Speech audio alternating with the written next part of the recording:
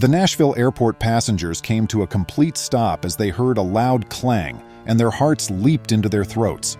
After seeing the most heartwarming thing they had ever seen, they were all crying a few minutes later. Welcome to USA Stories channel. Do not forget to subscribe and activate the bell button to receive all new updates.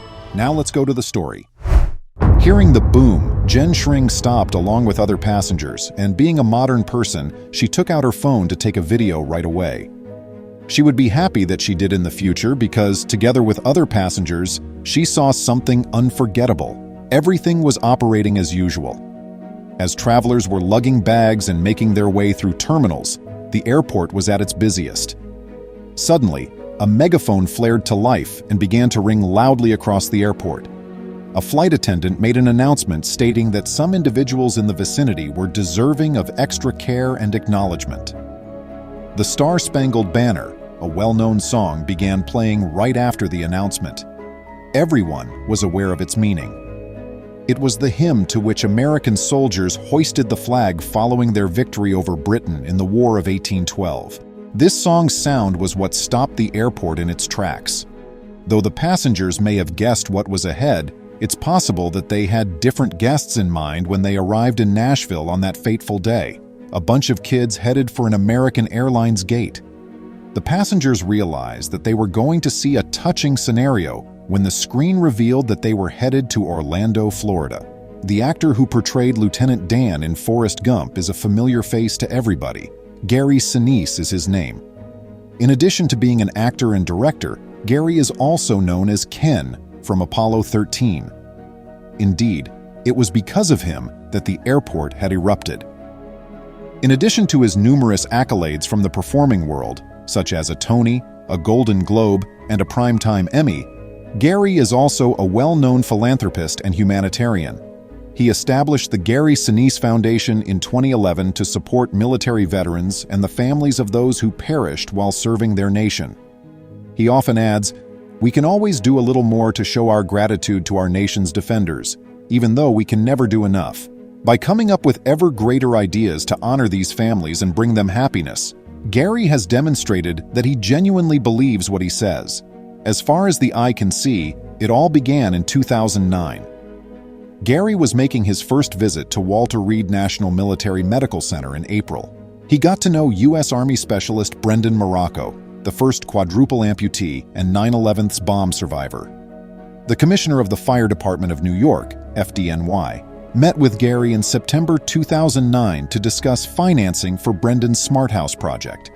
After the experiment proved successful, Gary wanted to turn the conversion of fallen soldiers into smart houses, an even greater undertaking, when he established his foundation the next year.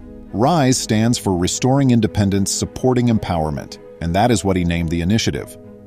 Gary was able to get more knowledge about the needs of veterans and their families with every passing program. He achieved this by interacting with the community he was creating on a regular basis. Thus, he developed the Snowball Express program in 2017. This is what would cause an airport to come to a complete stop and its occupants to cry. 1,750 individuals poured in as the hush stretched out and everyone became motionless. For the benefit of the families of soldiers who had died while serving their nation, the Snowball Express was established.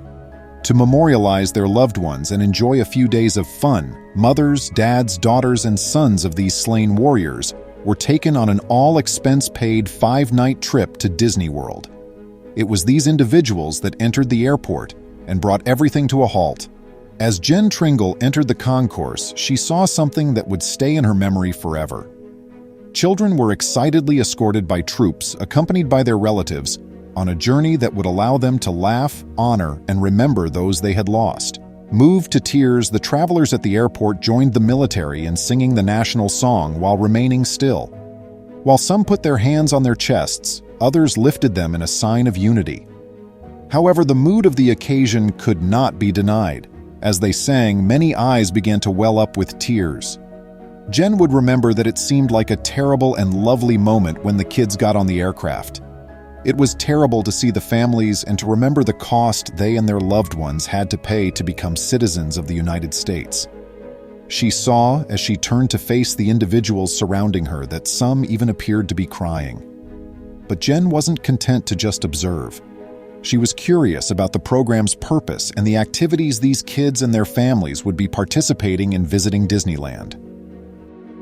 She turned off her webcam and read voraciously while searching the Snowball Express on her computer. She discovered that the family's enjoyment and healing were the most crucial aspects of this retreat. Jen was unable to locate this information online, but for one particular Utah child, the good times had begun even before they had left the airport. When Santa arrived, Johnny Alley and his mother were waiting to board the aircraft. There was a very compelling reason why Santa was at the airport that day, even though no one was expecting to see a large man dressed in red. And very few people were uninterested when Emily, Johnny's mother, revealed the reason behind his look to them. Emily found the love of her life while working as a waiter. She can still clearly recall the day Dave came in the restaurant drenched wet from the rain, hat in hand. He appeared reluctant to enter for fear of leaving stains on the floor, but he was also reluctant to leave since the rain had battered him severely. He remained still at the door. No one got up to assist him because they were equally perplexed, but Emily just glared at him before vanishing around the back of the eatery. She emerged with a dry towel and her flip-flops. Without saying a word, she reached out to him, and she could not forget the relief in his eyes. He gave her a heartfelt thank you and promised to come back, even though he didn't have his money with him right now. Reaching into her pocket, she handed him a cup of coffee. She'd never met a man with such gratitude. He moved to the bar and asked for her name after the rain had stopped. He returned to the restaurant 2 minutes after leaving and stated, "I'm afraid I won't see you when I get back. Could you please provide me with your phone number? I hope you won't suspect that I have any hidden agenda." Watching him neatly put her phone number into his coat pocket, Emily jotted it down on a napkin and waved goodbye. The following day, he returned. And the subsequent one. Next up was the other. When they were dating for 2 years, Dave expressed his desire to serve his nation. Emily was uncertain about how to interpret this. She had both lived and heard stories. She was left fatherless when she was 6 years old. Her kind father, who never injured a fly, had perished in an airstrike, and she feared losing another person to a conflict, even if they were actively resisting it. They were sitting at the cafe where they had first met on the day Dave told her the news. He was tinkering with something in the pocket of his coat.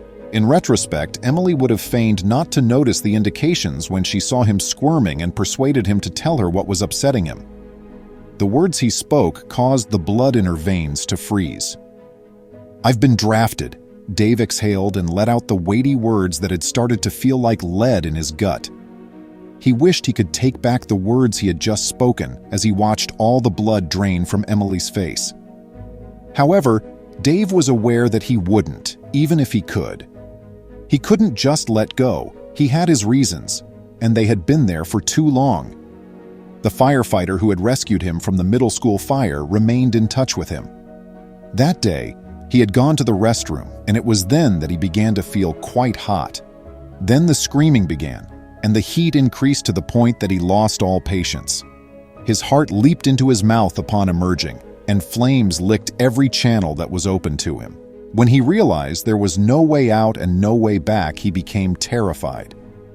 A person materialized in front of him just as he was beginning to choke and lose consciousness. He wasn't even certain at that point that he wasn't dreaming the entire thing, but when he finally awoke up in the hospital, he realized it wasn't all in his head. Dave found the man, and they had been in contact ever since. He was motivated to live for something greater than himself by the firemen, and this urge was only heightened by the endless news reports of poor and defenseless people. He felt sad. This was his chance, but he couldn't let it pass. While their drinks went cold and the chicken got mushy, Emily had been looking at him with a pale face. With a quiet gesture, she took something out of her purse and set it down on the table. When the test result that said he was going to become a parent stared back at him, it was Dave's turn to be shocked into silence. The weight of the decision they would have to make in the oppressive stillness weighed hard on their shoulders as they finished their supper in silence. The days that followed were difficult, with Emily suffering from morning sickness and Dave attempting to assist despite his overwhelming sense of guilt. It was time to make a choice, a week after they'd each dropped bombshells on each other. They needed to release the intense tension in their house immediately. They chose to conduct the talk over another supper at their location almost unconsciously. Emily was the first to speak. "I understand why you haven't said anything in days, and while the answer appears clear, there should only be one. However, I've realized that I can't make you alter your mind, so I'll have to let you leave in good faith and hope you come back." Dave remained motionless for a long moment before tears began to fall down his cheeks. He produced the folded napkin he had written "Prettiest Girl in the World" exactly in front of his wife's phone number on the day he first met her. Whenever he went, especially when he was nervous, he would constantly fidget with the napkin. He took her hand and placed the napkin on the table. Emily was also unable to hold back her emotions at that time. Though their time together was brief, that marked the start of the remainder of their lives. They made the most of their time together because Dave was leaving in few months. Dave even experienced the baby kick a couple of times, and they went back to the restaurant where they originally met on a regular basis. He gave her the napkin on which she had scribbled her phone number all those years ago, before he departed. Dave departed to serve his nation on the unstated assumption that he might not come back on the day they both dreaded arrived. After exchanging heartfelt goodbyes, Emily was forced to watch him go. A few weeks before to Emily's due date, she discovered a stranger at her doorway. Thus, Dave was never able to see his son. His expression was grave, and he was dressed like a soldier. He couldn't look Emily in the eye, so he held out a letter to her. His first words to her were, "I'm sorry." He didn't have to elaborate. Emily broke down into sobs and fell to the ground like a pack of soft biscuits. Because of this, their kid Johnny was never even able to meet his father. There are very few people who can truly comprehend or even fathom this catastrophe. In order to help Johnny remember Dave with affection, Emily would always show him images and tell him tales about him. Johnny was always aware of what had transpired and the reason his father was not present. Still, there were certain effects of his fatherless upbringing. It did, for starters, add to his Santa preoccupation.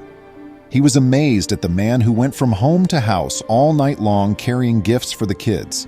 He saw Santa as the perfect example of a parent, someone who would face the coldest night of the year to bring joy to his children. Santa Claus was the greatest hero ever to a fatherless youngster. His mother always made Christmas, his favorite holiday, delightful for him by getting him the nicest gifts. However, she made arrangements for an actor to arrive at the airport dressed as Santa Claus that year in an effort to make his favorite holiday even more special. She had been willing to spend a significant sum of money to hire the top impersonator available. But as soon as the actor learned that the young performer he was going to see was the son of a dead hero, he declined to take any kind of payment. One of Johnny's biggest dreams had been to meet the burly, giving Santa, as he would exclaim when he saw him at the airport. And for him and more than 700 families, it was only the start of an incredible retreat. The families were able to establish connections with one another after arriving at their location. Since many of them were previously acquainted, the trip simply served to strengthen their bonds and provide a solid support network for anybody in need. A memorial garden at Disneyland included more than 600 American flags, each one symbolizing the life of a fallen warrior. This location allows the nation to commemorate the fallen and allows the families to have happy memories of them. Aside from the benefit to the families, though, the journey also made others at the airport who were fortunate enough to be present at this moment feel grateful. On that terrible day, everyone at the Nashville airport must have been thinking, "Phew, what an experience." And what a memorable event that was, with happiness blending with sorrow and an unending sense of thankfulness. It was wonderful to witness the community show compassion and assist individuals who had lost loved ones in moving on. Events and programs such as these will act as a continual reminder to remember and pay tribute to our heroes. As we go, our hope is that the Disneyland retreat will continue for a very long time, and that many more kids will be able to draw some comfort from these wonderful experiences, just like Johnny did. Have you ever seen something that seemed to halt time? What caused it, and how did it feel? Leave a comment below to let us know. Please remember to subscribe to our channel, give us a thumbs up, and turn on the notification bell so you won't miss any of our videos. If you enjoyed the tale, the next video that plays on your screen will probably move you too.